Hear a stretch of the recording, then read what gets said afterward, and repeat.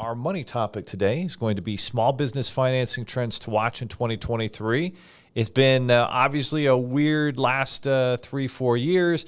There's been a lot of benefits, a lot of pros that have kind of come with some of the wackiness that we've seen in the marketplace from the government, from the pandemic, et cetera. But things are coming to an head and definitely changing in 2023. So having a business funding advocate is going to, kind of help you. And that's what we're here to do and serve you, whether you're in business finance yourself or you're a business owner looking to grow.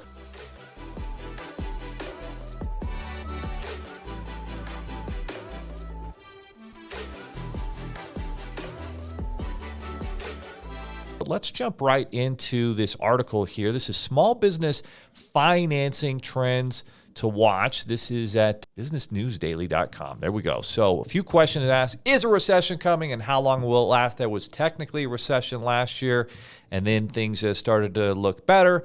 Today, the GDP numbers came in, showed the economy slowed down. It was closer to 1% growth instead of the 2% plus that the last two quarters had brought us in at the end of 2022. So the first two quarters of 2022, they were negative, and then quarter 3 and 4 were very positive. I think around 3 and 2.5%. And so the expectation was, it's going to slow a little bit this quarter, maybe to 2, but it was much closer to 1%. So basically, this article is saying, number one, a recession is likely with inflation at unsustainable levels. The Federal Reserve is raising interest rates. We know this. Mary Tudikian, that's quite a cute name, is a mortgage broker with When Your Mortgage Matters, believes the Fed will go too far and won't know for sure we're in a recession until 2 months into it. That means she thinks they're going to keep on raising interest rates, and there's kind of a lag time, and then that'll hurt business, that'll hurt sales, things will slow down. Okay, so that's number one. Number two, business lending is tightening up. Ty, you and I are in the trenches every single day and working with small business owners who are needing financing and funding.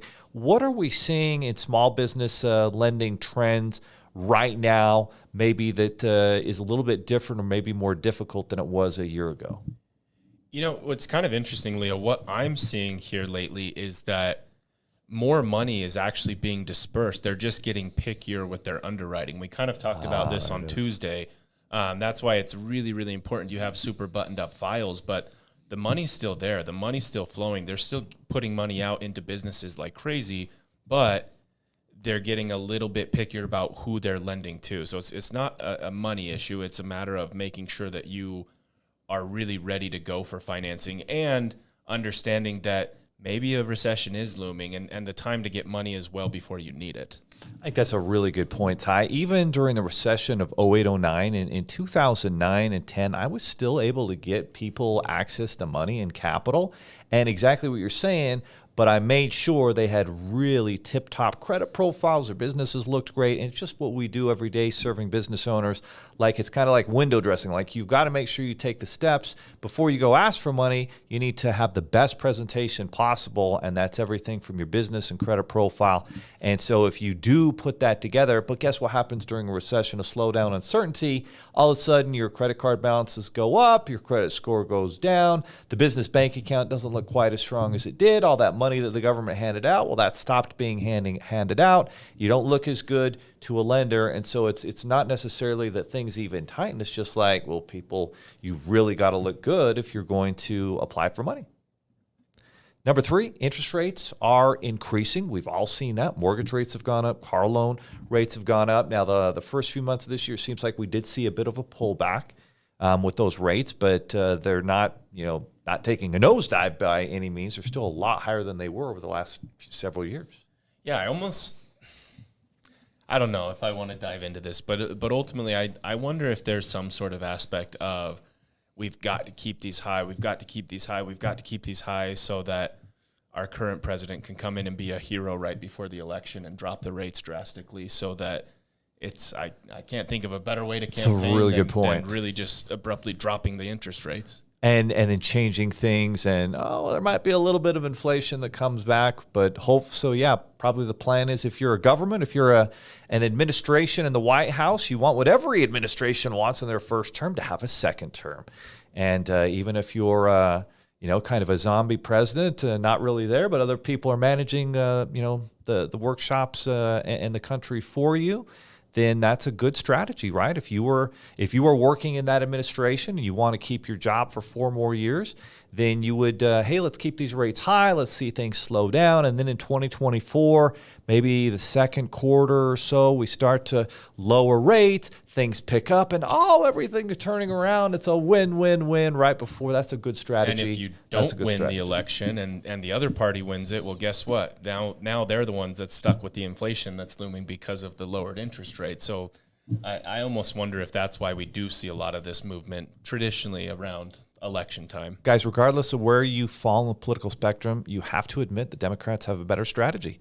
I mean, for the first 2 years of the Biden administration and everything to go the way it was, like there was this big, it's going to be a big red wave, right? All these Republicans are going to win. And that didn't happen except in the state of Florida.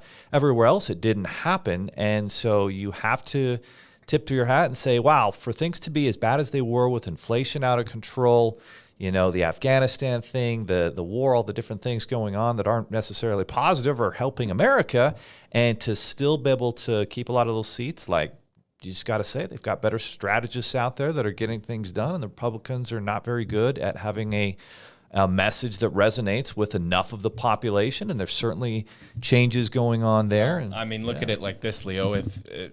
I know a lot of people that could really benefit from this, a lot of people that think it's silly. Again, I'm not going to get into my opinion, but if you're running for president and your big thing is I'm going to forgive student loan and people with shitty credit are going to get better interest rates than those with good credit, well, guess what? You're talking to a very, very, very large percent of the population. And so and we were talking about this last episode, that Biden administration idea of, hey, let's put extra fees on people with good credit, and with people with bad credit, we're going to have discounts. And so basically you're going to subsidize the people with better credit are going to pay more so that the people with lower credit can, still benefit. And that's just crazy. That's not how this country was built. And if we keep on living this participation trophy ideology mentality in this country, it's going to damage everything.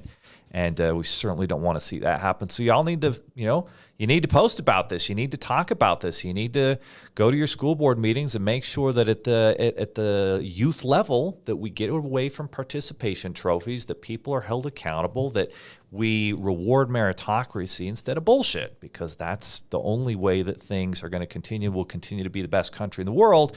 And if you think participation trophies are going to win you, in the competition of the economy and other competitions that could get very ugly with China, people are going to be very disappointed in that. Here's the next thing this article says. There are limited government programs for small businesses. There's actually been a number of programs for small businesses, but historically over the last decade, the government hasn't done a great job of providing opportunities, but I feel like they've really stepped up in the last 3 years, and there's been more opportunities than ever for small businesses to access money through government programs. SBA has always traditionally been difficult, but if you're an established business, SBA has gotten a little bit easier. They've got that SBA Bolt program. We've helped a lot of people with that program, and so that's something to look at. But if you're a new business, SBA is not going to be your friend. That's where you're going to need creative financing if you're a new business. Let's see. We got 2 more points here. Tech plays a critical role in managing finances. If you're not using a fintech application to help you manage your business profitably and know where you're spending your money and how you're doing. Are you winning or are you losing? Like I remember, the business we were a part of years ago, we never knew if we were winning or losing. And point of fact, we were losing because we had no idea where our money was at, where we were at. That's why we built the MyFigures membership to help small business owners manage their money, get it right. So you need to use technology. And if you're not using technology and these different machine learning algorithms to help you be better with your business, then you're going to lose to all the people that are. And the last one is small business. Economic and financing changes are coming. What do we think they are? I mean, they're just kind of guessing here. If you're going to guess, what do you think would be some of the trends or changes? I think you're just going to see more regulation. I think you're going to look at the SVB thing as a big example, and there's going to be regulation on how you can lend money and how you have to have a diversified profile or portfolio of who you're lending money to. I see that coming. I definitely don't see as much doom and gloom here in the near future as that article is saying. I think maybe that article was trying to really encourage everyone to get a HELOC right now before things get worse, which probably is not a bad idea. You can always go. You want to have access. Yeah, exactly. I talked to a client it was earlier this morning saying, I need money. I didn't get it a year ago when I had the option to get a home equity loan at this rate, and now it would be this expensive. And that's why we continue to preach. It's way better to have the money and not need it than vice versa. So I think it's good to go out there and get it while it's available. If anything, my take, Lee, was maybe just a little more regulation. Yeah, for sure. More regulation, and especially if the Biden administration gets a second term, you'll see even more regulation that will come to business. And so we're all just going to have to adjust to that. And hopefully, as business owners, we focus on electing people who are going to support business owners, because the big guys out there, the Facebooks, the Metas, all of the Apple, Samsung, all those big, huge companies, they're going to be just fine. They've got bureaucratic people in Washington. They've got lobbyists. They'll take care of themselves with regulation. But it's a small business owner that gets hurt because they don't have the extra time and money to pay for attorneys for extra regulation. So I will say this. I do think we are going to see in the very near future a lot of people starting to default on that EIDL. I think that money was handed out like candy way too easily. People that didn't need it, didn't deserve it, didn't understand the repercussions of it. I think we're going to see a lot of business owners start to default on the EIDL and think, it doesn't matter, it's the government. But they'll come after you. Yeah. You signed that loan in blood. They'll come after your house. They'll come after, every asset that you've got, and they will take it. So keep that in mind, guys. You got to be generating profits and income to pay those loans back, and hopefully you have them backed with a business that's moving forward or assets that are maintaining their value.